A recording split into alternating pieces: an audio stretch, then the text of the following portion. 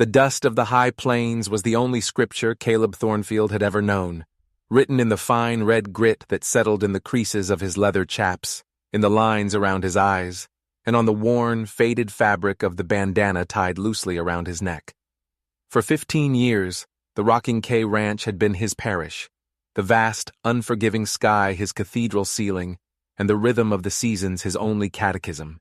He was 45 years old, a man not built of soft words or easy smiles, but of sinew and silence, his character weathered into him by sun and wind and the hard, honest labor of a life spent in the saddle. His hands, calloused and mapped with the scars of 1,000 minor battles with wire, hoof, and horn, were more eloquent than his tongue. They could soothe a spooked mare, set a broken fence post, or mend a piece of tack with a grace that his speech entirely lacked. He was a ranch hand, but on the Rocking K, he was something more. He was a fixture, as permanent and necessary as the water in the well or the North Star in the winter sky. And at his side, a shadow stitched to his heel, was Dusty. The border collie was more than a dog. He was a silent confidant, a second set of eyes, a living, breathing extension of Caleb's own will. When Caleb looked out at a herd of grazing cattle, Dusty looked with him, his intelligent eyes scanning, his body coiled with a readiness that mirrored the man's own. They shared a language that had no need for sound, a vocabulary of tilted heads, raised eyebrows, and the subtle shift of weight from one foot to the other. A low whistle from Caleb could send Dusty streaking across a pasture, a dark blur against the gold of the dying grass, to turn a straying calf with a dip of his shoulder and a commanding, but never cruel, nip at the heels. They worked as one being, a perfect symbiosis of man and beast, their bond forged in the sweat of summer branding and the bitter cold of winter roundups. In the quiet evenings after the work was done, they would sit on the porch of the bunkhouse, Caleb nursing a tin cup of coffee, Dusty resting his head on the man's knee. Caleb would stroke the dog's soft ears, his rough fingers tracing the familiar contours, and speak to him in a low murmur, recounting the small events of the day, the frustrations and the small, hard-won victories. Dusty would listen, his amber eyes fixed on Caleb's face, offering the simple, profound gift of his presence. That presence was the closest thing to a home Caleb had ever had. The bunkhouse was just a place to sleep, the ranch a place to work, but the space between him and his dog, that was a sanctuary. The trouble had started 6 months prior, when old man Abernathy, the owner of the Rocking K, had finally succumbed to the consumption that had been eating away at him for years. His son, a man of soft hands and city appetites, had sold the ranch within a month to a consortium he'd never met. The new owners kept the name but changed the soul. They installed a new foreman, a young man named Jeremiah Knox, whose experience with cattle seemed to have been gleaned entirely from dime novels. Knox was barely 25, with a swagger that didn't fit his narrow shoulders and a cruelty in his eyes that he mistook for authority. He resented Caleb from the first day. He resented his age, his skill, the quiet respect the other hands afforded him. He saw Caleb's competence not as an asset, but as a silent judgment on his own inadequacy. Knox ruled with insults and threats, his voice a sharp, unpleasant crack in the peaceful expanse of the ranch. Caleb, for his part, ignored him as best he could, doing his work with the same methodical precision he always had, his silence a wall against the foreman's constant provocations. He thought his work would speak for itself. He was wrong. The confrontation came on a Tuesday, under a sky the color of a fresh bruise. Caleb had just finished resetting a line of fence posts knocked down by a summer storm, the sweat soaking the back of his shirt, the familiar ache in his lower back a testament to a job well done. Dusty was lying in the shade of the wagon, tongue lolling, watching a lizard scurry across a rock. Caleb was wiping his brow with his bandana when he saw Knox riding toward him, his horse kicking up angry spurts of dust. "Thornfield!" Knox's voice was sharp, carrying an edge of rehearsed triumph. Caleb straightened up, his face impassive. He waited, Knox reined in his horse so sharply it sidestepped and snorted. "You're done. Pack your things." The words hung in the hot, still air. Caleb blinked slowly, processing them not as a sentence but as a series of nonsensical sounds. "Done? That's what I said. You're fired. Heard you've been running your mouth about me to the other hands, telling them I don't know my business. I don't tolerate insubordination on my ranch." Caleb's gaze was steady. "I've done no such thing. I do my work, that's all." "Liar," Knox sneered, the word ugly in his mouth. "Old man Abernathy might have tolerated a broken-down relic like you, but I run a tight ship.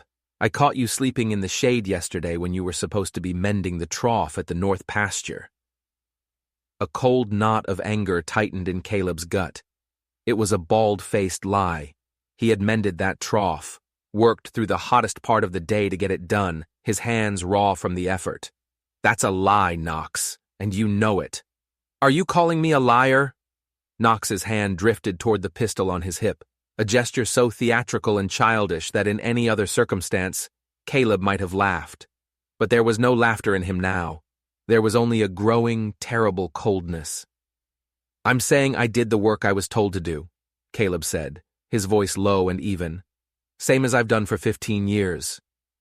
"Well, your 15 years are up," Knox said, spitting on the ground near Caleb's boots. "Get your things and get off this property, and take that flea-bitten mutt with you. I want you gone in the hour." The insult to Dusty was a line crossed. A low growl rumbled in the collie's chest, and he rose to his feet, the fur on his neck bristling. Caleb put a hand on his head, a silent command to be still. The injustice was a physical thing, a hot metallic taste in the back of his throat. He had poured his life into this land. His sweat was in the soil, his strength was in the fences, his soul was in the quiet order of the herds. To be cast out like this, on the word of a boy playing at being a man, based on lies spun from envy, it was a betrayal so profound it left him breathless. He looked past Knox, at the familiar roll of the hills, the distant shimmer of the creek, the vast, indifferent sky. It was all being stolen from him in a single, brutal moment. His pride, the hard, unyielding core of him, would not let him beg. It would not let him argue. He had stated his truth, and it had been discarded. There was nothing more to say. He gave a single, sharp nod. All right. He walked back to the bunkhouse, his stride stiff, his back ramrod straight. Dusty trotted beside him, sensing the deep, seismic shift in his master's world, pressing close against his leg as if to offer his own small body as a shield. The other hands watched from a distance, their faces a mixture of pity and fear. They knew it was unjust, but Knox was the foreman. He held their livelihoods in his petty, cruel hands. No one spoke up. No one met his eye. He was already a ghost. In the bunkhouse, the air thick with the smell of stale sweat and old leather, he gathered his few possessions. A spare shirt, a set of woolens for winter, a worn copy of Shakespeare's tragedies that old man Abernathy had given him one Christmas, his shaving razor, and a small tin box containing what little money he had saved. It wasn't much. He stuffed it all into a canvas satchel.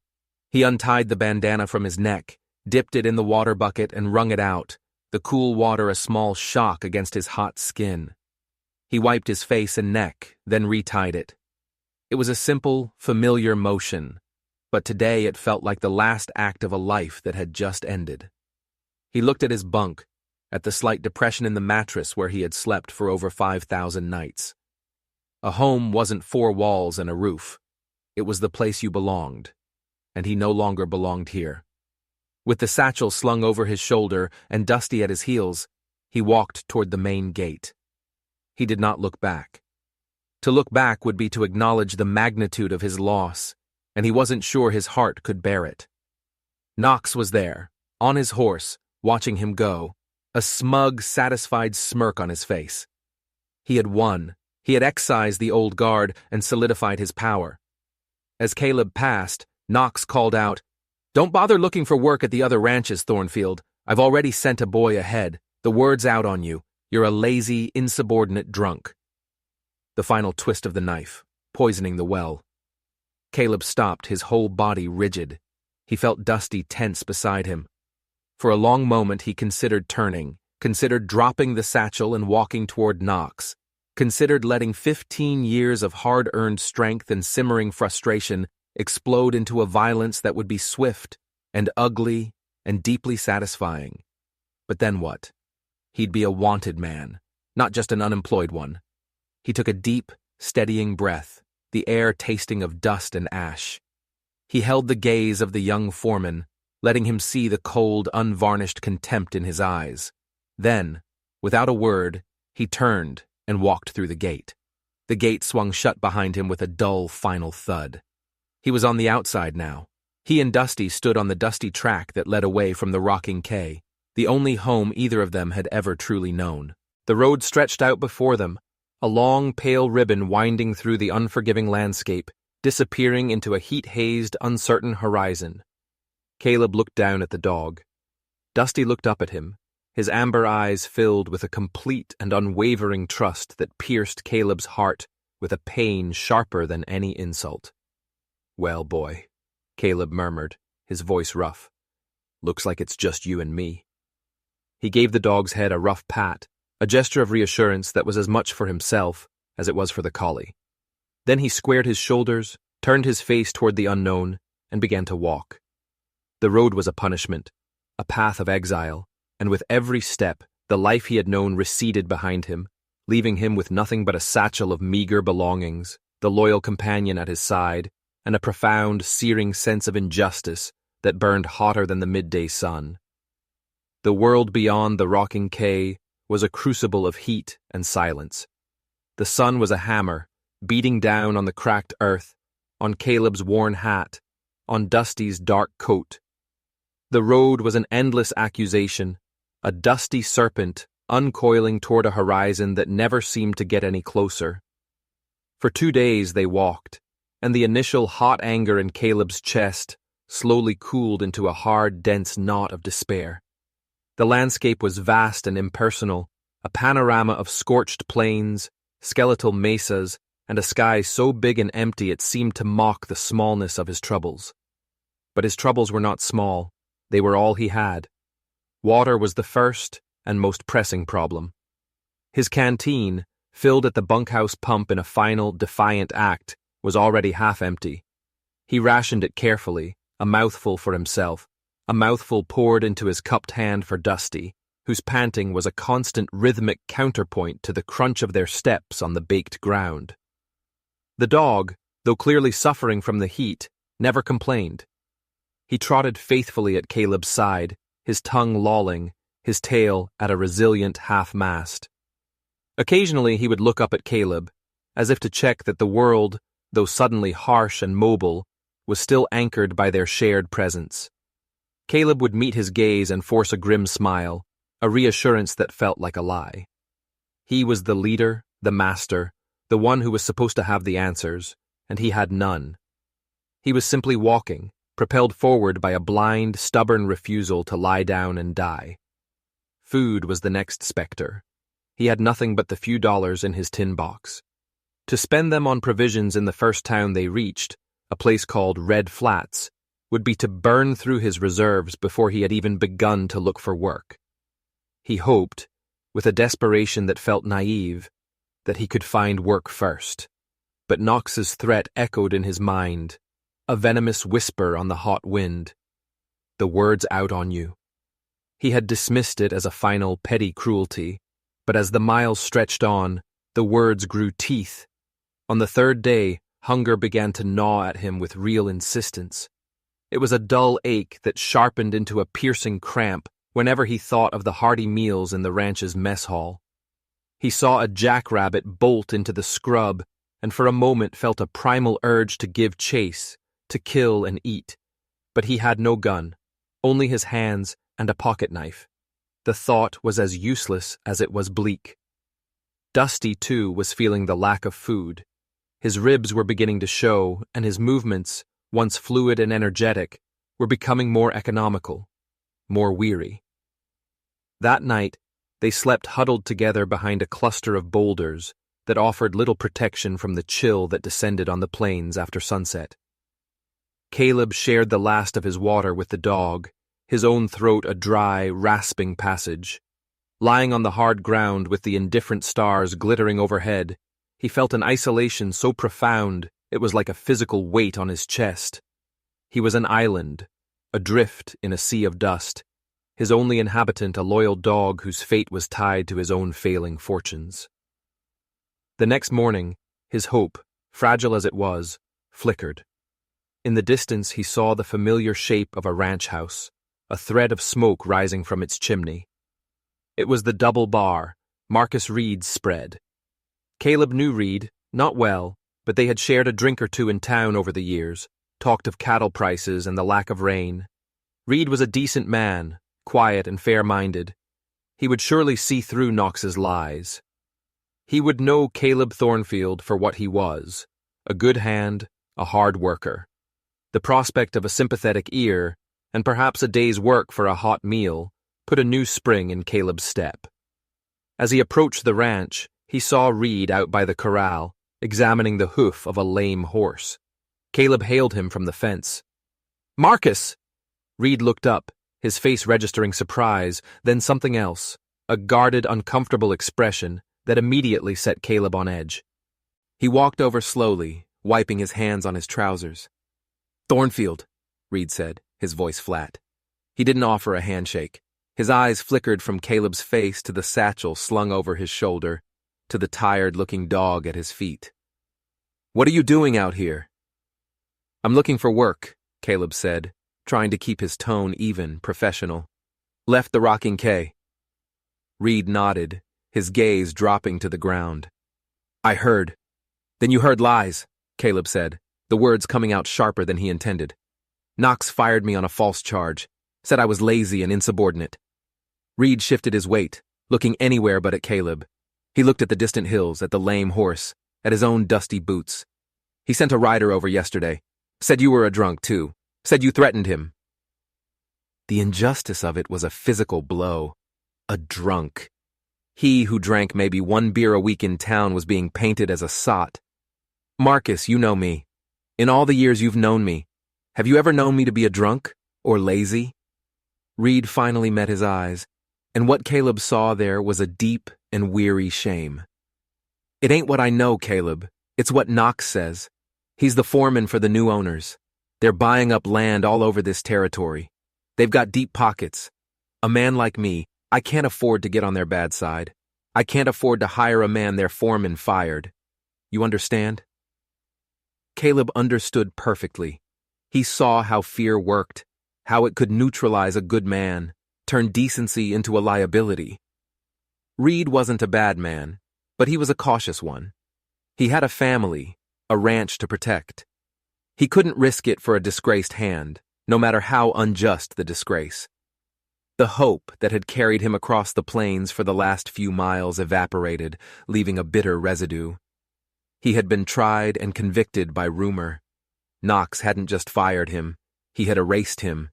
He had salted the earth of his reputation, ensuring nothing could grow. "I'm not asking you to take a stand, Marcus," Caleb said, his voice now low and tired. "I'm just asking for a day's work. Muck out your stalls, fix a fence, anything, for a meal and some water for my dog." The mention of the dog seemed to pain Reed. He looked at Dusty, who sat patiently, his head cocked, a picture of worn-out dignity. Reed's face softened for a moment, then hardened again with resolve. He reached into his pocket and pulled out a silver dollar. "Here," he said, holding it out.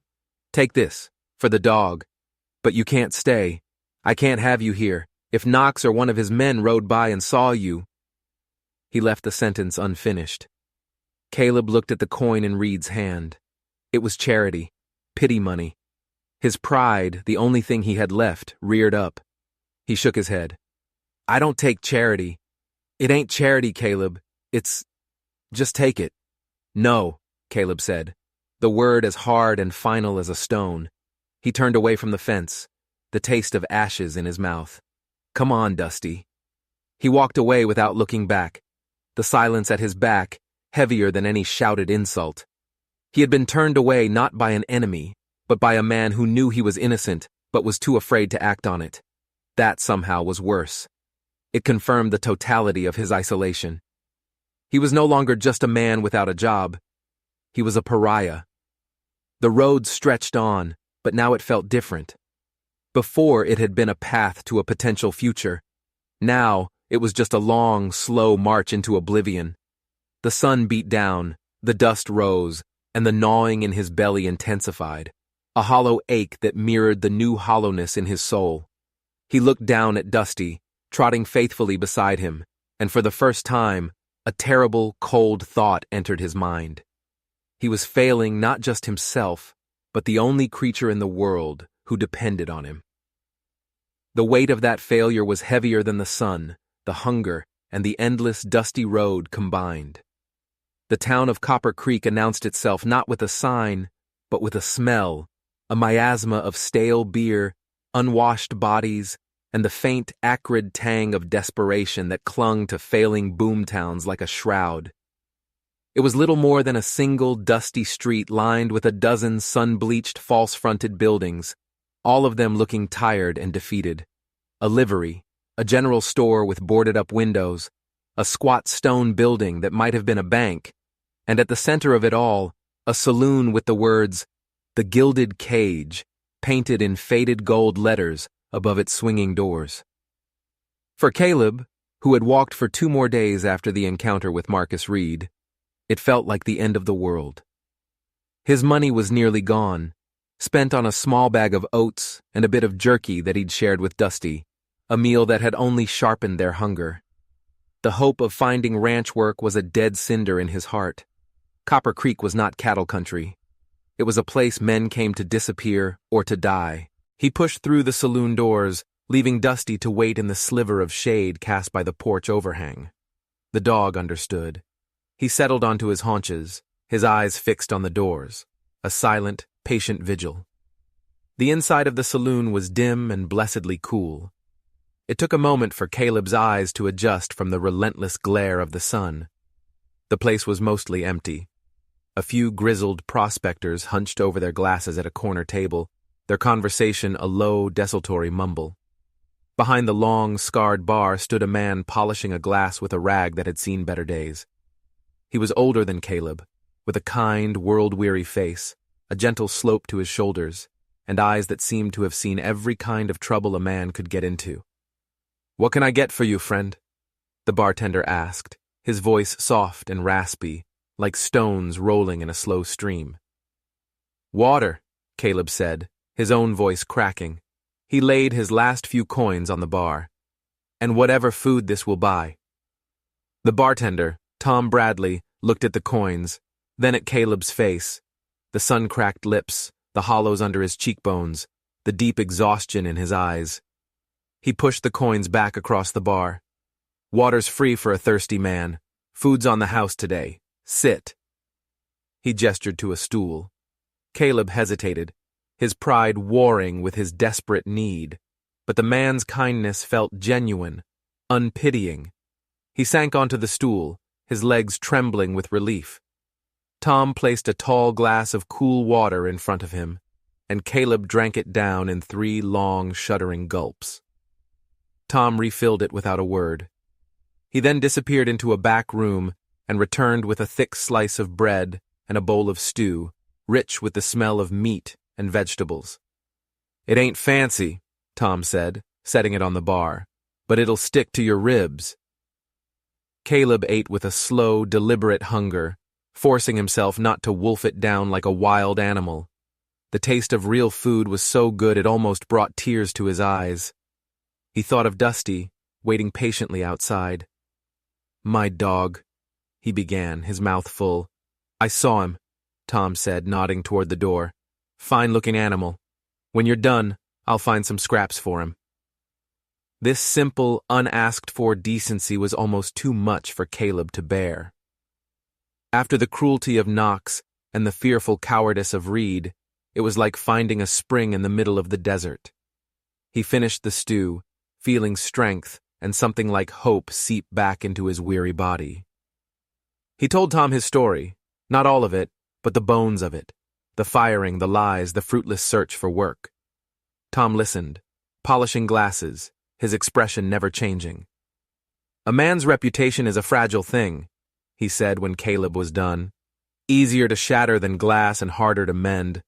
That foreman Knox, he sounds like a small man casting a long shadow." He refilled Caleb's water glass again. "There's no ranch work here. This town's drying up. The silver vein ran out a year ago. Most folks have already moved on. The only man making money in Copper Creek now is Clayton Marsh." As if on cue, the saloon doors swung open with a violent crash, and the man himself strode in. Clayton Marsh was a bull of a man, wide and thick-shouldered, with a face that looked like it had been in a losing argument with a broken bottle. A jagged scar ran from his left eyebrow down to his jaw, pulling one side of his mouth into a permanent sneer. He dressed in expensive tailored clothes that seemed out of place in the dilapidated saloon, a sign that his wealth was recent and ill-gotten. 2 hired guns, both with the dead-eyed look of men who killed for a living, flanked him. The prospectors in the corner fell silent, suddenly very interested in their drinks. The air in the room grew thick and heavy. Marsh slapped a heavy hand on the bar. "Whiskey, Bradley, and not that rot gut you serve the dirt scratchers." Tom Bradley's face became a stoic mask. He pulled a dusty bottle from a high shelf and poured a generous measure. Marsh downed it in one go and slammed the glass back on the bar. His cold, predatory eyes swept the room and settled on Caleb. He looked him up and down, taking in the worn clothes, the rancher's posture, the deep weariness. Then his gaze flickered toward the door. Through the swinging doors, Dusty could be seen, sitting faithfully in the shade. Marsh's sneer deepened into something that might have been a smile. "That your dog outside?" he asked Caleb, his voice a low growl. Caleb felt a prickle of unease. "He is." "Border collie. Good lines," Marsh said, his eyes narrowed in appraisal. "Looks smart. I need a new dog for my place. My last one was stupid. I shot it." He said it casually, as if talking about the weather. He pulled a thick roll of bills from his pocket, peeling one off. It was a $20 bill. "I'll give you 20 for him." The offer was so offensive, so demeaning, it took Caleb's breath away. To sell Dusty, the idea was monstrous. He was not a piece of property. He was a companion, a friend, the only thing of value Caleb had left in the world. "He's not for sale," Caleb said, his voice quiet but firm. Marsh laughed, a short, ugly bark. "Everything's for sale, friend, especially for a man who looks like he hasn't eaten in a week." He peeled off another 20 and laid it on top of the first. $40. You could eat for a month on that. Get yourself a new shirt." Caleb's hand tightened into a fist on his lap. He could feel the eyes of the 2 hired guns on him. He could feel Tom Bradley's tense stillness behind the bar. This was not a negotiation. It was a threat. Marsh wasn't asking to buy his dog. He was demonstrating his power to take whatever he wanted. "I said, he's not for sale." Marsh's face darkened. The scarred side of his mouth twitched. He leaned in close, his breath smelling of whiskey and rot. "Look around you, old man. This is my town. I get what I want. Now I'm a reasonable man. I'm going to make you one last offer because I like the look of that dog." He laid another bill on the bar, a $10 bill on top of the 2 20s. $50. That's more money than a broken-down saddle tramp like you will see in a year. You take the money and walk away, or my boys and I take the dog. And you get nothing but a hole in the ground. Now, what's it going to be?" The saloon was utterly silent. The world had shrunk to the space between Caleb and Clayton Marsh. $50. The sum was staggering. It wasn't just a meal for a month. It was a stagecoach ticket. It was a train ticket east. It was a new start, a chance to get far away from this poisoned territory and build a new life. It was survival. And all it would cost him was everything. He looked past Marsh, through the swinging doors, at Dusty. The dog was still there, a patient statue of loyalty, waiting for him, waiting for the master who was inside, being asked to put a price on his head. The desperation that had been his constant companion on the road was now a roaring fire in his gut. The moral crisis was absolute. He could save himself, but to do so, he would have to betray the only unconditional love he had ever known. He would have to sell his own soul for 50 pieces of silver-colored paper. He felt Tom Bradley's gaze on him, filled with a terrible, sympathetic understanding. The choice was his, and whatever he chose, it would break him. His gaze met Marsh's cold, reptilian stare, and in that moment, Caleb knew he was standing on the edge of a cliff, the choice being to either fall or to push the one thing he loved over the edge in his place. Caleb's heart hammered against his ribs, a frantic drumbeat in the suffocating silence of the gilded cage. He looked from Marsh's cruel, expectant face to the pile of money on the bar, a small green and white mountain that represented a crossroads in his life. $50. The number echoed in the hollow spaces of his hunger and despair. It was a lifeline. It was a poison. His gaze drifted again to the swinging doors, to the patch of shade where Dusty waited. He imagined taking the money, turning his back, and walking out of the saloon, a free man, a man with a future. And in that same image, he saw Marsh's thugs striding out, a rope in their hands, to drag a confused and terrified Dusty away to a life of cruelty and abuse at the hands of a man who shot his dogs for being stupid. The thought was a shard of glass in his gut. His integrity, weathered and beaten but not yet broken, asserted itself. There were lines a man did not cross, not if he wanted to live with himself. He had lost his home, his job, his reputation. He would not lose his soul. Slowly, deliberately, Caleb raised his eyes to meet Marsh's. "The dog is not for sale," he said, his voice low and clear, devoid of the tremor he felt inside. "Not for $50, not for $500. Marsh's face contorted with rage. It was not the money, it was the defiance. "You stupid old fool," he snarled, sweeping the money off the bar and into his pocket. He jabbed a thick finger at Caleb. "You just made the biggest mistake of your life." He turned to his men. "Get the dog." The two thugs moved toward the door. Caleb's body went rigid. He was an aging ranch hand, exhausted and half-starved, against two hired killers and their bull of a boss. It was suicide, but he was already moving. He slid off the stool, his hand instinctively reaching for a weapon that wasn't there, his body tensing for a fight he could not possibly win. "Hold on," a quiet voice said. It was Tom Bradley. The bartender hadn't moved from behind the bar, but he was no longer holding a polishing rag. In his hand was a sawed-off shotgun, its twin barrels pointing steadily at Clayton Marsh's chest. The effect was instantaneous. Marsh froze. His two thugs stopped in their tracks, their hands hovering near their pistols. "This is my place, Clayton," Tom said, his weary voice now laced with steel. "And in my place, we don't strong-arm a man for his dog. This is between you and him, and he's given you his answer. Now I suggest you and your boys finish your drinks and move along." Marsh stared at the shotgun, then at Tom's calm, unwavering face. For a long moment, the tension was so thick it was hard to breathe.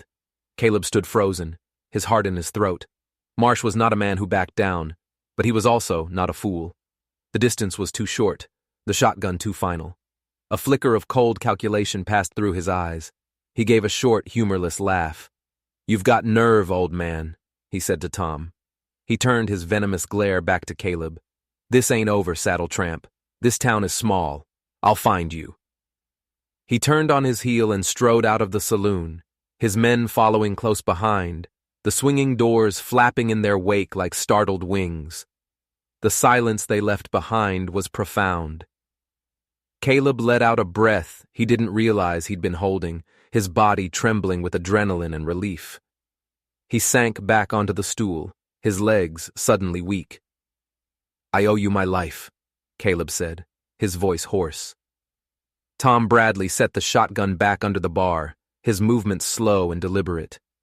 "You don't owe me anything," he said, his voice returning to its weary softness. "I just don't like bullies." But he's right about one thing. He'll be looking for you. You can't stay in Copper Creek. He owns the sheriff, the assay office, everything. You won't be safe here for another hour. The brief surge of victory curdled into the familiar taste of dread. Tom was right. He had won the battle, but the war was just beginning, and he was hopelessly outmatched. He was trapped. "Where can I go?" Caleb asked, the question a plea. "I've got no money, no prospects. My name is mud in this whole territory." Tom was quiet for a long time, his brow furrowed in thought. He poured Caleb another glass of water. "There's a stagecoach that comes through tomorrow at dawn," he said finally. "It heads east, all the way to the railhead in St. Joseph. From there a man can go anywhere, start fresh, where no one's ever heard of Jeremiah Knox or Clayton Marsh." The idea was a spark in the darkness, a new life, a clean slate, but the spark died as quickly as it came. "A ticket like that costs a fortune. I've got nothing." "I can help you," Tom said quietly. "I've got a little put by. It's a loan, not a gift.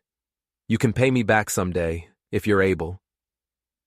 Caleb stared at him, overwhelmed by the man's generosity. But then, a terrible sinking realization dawned on him. The stagecoach. They didn't take animals, especially not on the long, grueling haul east. He looked toward the door, where Dusty was now standing, whining softly, sensing the turmoil within. "The dog," Caleb said, his voice barely a whisper. "They won't let me take my dog." Tom's kind face was etched with a deep sadness. He didn't have to say anything. The silence was the answer. And in that silence, Caleb's dark night of the soul began. The choice presented by Marsh had been a simple, if brutal one. His life for his dogs. But this choice was far more insidious. This was a choice between a slow, certain death for both of them in this hostile land, or a new life for him, purchased with the abandonment of his only friend. It was a choice between loyalty and survival, but this time, survival felt like the more profound betrayal. He could stay and they would starve, or Marsh would find them. Or he could go and leave his heart behind. He spent the night in a small, windowless room behind the saloon, Tom's charity a heavy blanket. He didn't sleep. He sat on the edge of the cot, with Dusty's head resting on his lap, and stared into the darkness. The dog sighed in his sleep, his paws twitching as he dreamed of chasing rabbits in fields that no longer belonged to them. Caleb stroked his soft fur, his rough hands memorizing the shape of his skull, the feel of his ears, the steady rhythmic rise and fall of his breathing. Each breath was a tick of a clock, counting down the minutes to their separation. He thought of the Hendersons, a family Tom had mentioned who lived on the edge of town, good people who had recently lost their own dog. "They'd give him a good home, Caleb," Tom had said gently. "He'd be safe. He'd be fed." A good home, safe, fed. It was everything a rational man should want for his companion, but love is not rational. The idea of Dusty living with another family, looking into another man's eyes for approval, waiting by another man's door, it was a vision of such profound loss that it made Caleb physically sick. Home was not a place. It was a connection. It was the silent understanding between them, the shared history written in 1,000 small moments on the plains of the rocking K. To sever that connection was to amputate a part of himself. But what was the alternative? To wait for Marsh's thugs to come for them in the night? To starve to death on the road, watching Dusty grow weaker by the day? His survival was inextricably linked to this betrayal. To save himself, he had to commit the greatest sin he could imagine. The hours crawled by, each one a turn of the screw in his soul. By the time the first pale gray light of dawn began to seep under the door, he had made his decision. It was not a choice made with his heart, or even his mind, but with the cold, brutal calculus of a man with no options left. It was the choice to survive, and he knew, with a certainty that chilled him to the bone, that it would cost him more than his life ever could. The pre-dawn air was cold and thin, carrying the scent of dust and the promise of another scorching day. The town of Copper Creek was asleep, a collection of dark, silent shapes under a sky fading from indigo to a bruised purple. The only light came from a single lantern hanging outside the stagecoach office, a small, lonely pool of yellow in the vast darkness. The stagecoach itself stood waiting, a hulking, mud-splattered beast, its team of 6 horses stamping and snorting, their breath pluming in the chill. Caleb stood in the shadows across the street, the ticket Tom Bradley had bought him a heavy, damning weight in his pocket. Dusty sat beside him, alert and watchful, his tail giving a soft, intermittent thump against the dust. The dog knew something was wrong. He could feel the tension radiating from Caleb, a discordant hum beneath the familiar scent and presence of his master. He whined softly, a low, questioning sound in the back of his throat, and nudged his head against Caleb's hand. The touch was an agony. Caleb knelt, his knees cracking in protest. He looked into Dusty's intelligent, trusting eyes, and his carefully constructed resolve threatened to shatter. How could he explain? How could he justify this abandonment to a creature whose entire world was built on a foundation of unquestioning loyalty?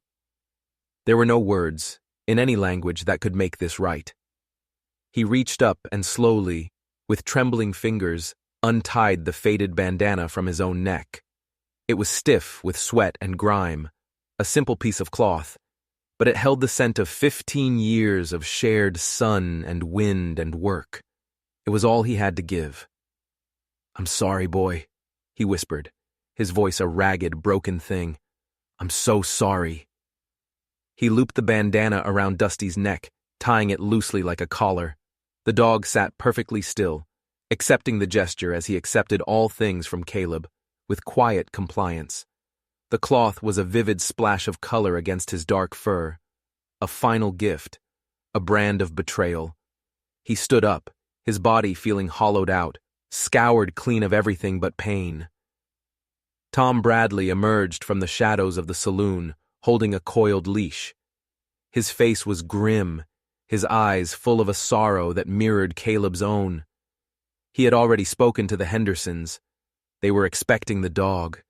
They would be kind. It was the best he could do. "It's time, Caleb," Tom said gently. Caleb gave a stiff, jerky nod. He couldn't speak.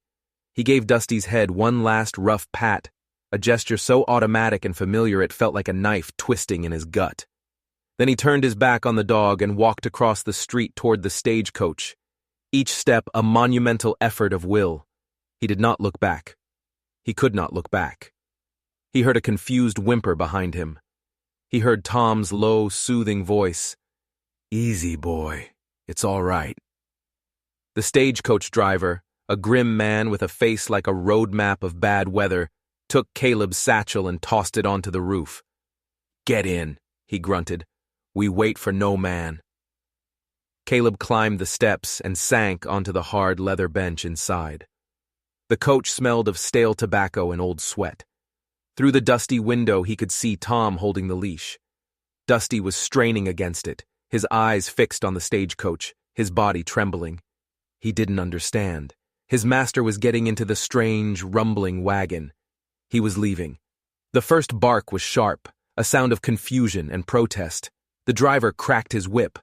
The coach lurched forward, the wheels groaning as they began to turn.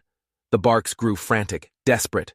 They were not the commanding barks of a working dog, but the heartbroken, terrified cries of a creature being torn from its anchor. Caleb squeezed his eyes shut, his hands clenched into white-knuckled fists on his knees. He pressed his forehead against the cool glass of the window, a silent, useless penance. The barks followed them, impossibly loud in the quiet dawn. They were the sound of a trust being shattered, of a world breaking apart. "Don't look back," he told himself. "Don't you dare look back." But he was a weak man. He was a traitor. He had to see. He opened his eyes and turned his head. In the growing light, he could see the scene receding behind them. Tom Bradley, a stoic silhouette, holding the leash with 2 hands, and at the end of the leash, Dusty, pulling with all his might, his front paws scrambling in the dust, his head thrown back as he unleashed his anguish at the retreating coach. He was watching the road, watching his master ride away. The coach picked up speed, the drumming of the horse's hooves a frantic counterpoint to the dog's cries. The sounds began to fade, stretched thin by the growing distance. The frantic barks became fainter, melding with the wind until they were just an echo, a single, high, desolate note of loss. And then there was only the rumble of the wheels and the vast, aching silence of the plains. Caleb Thornfield sat motionless, staring out at the empty road behind him, a hollow man riding toward a hollow future. He had made his choice. He had chosen survival.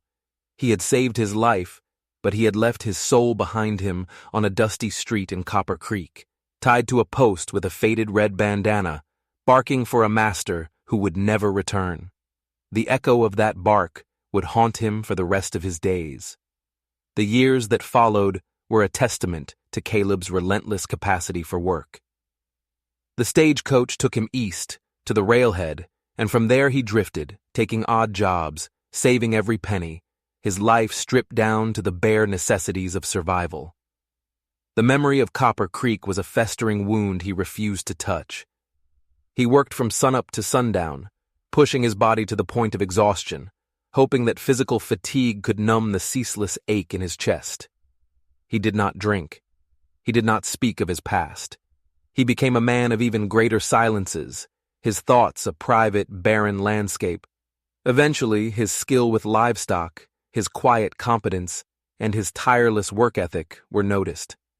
He found a position on a large ranch in the green, rolling hills of Montana, a land so different from the scorched plains of his past that it felt like another planet.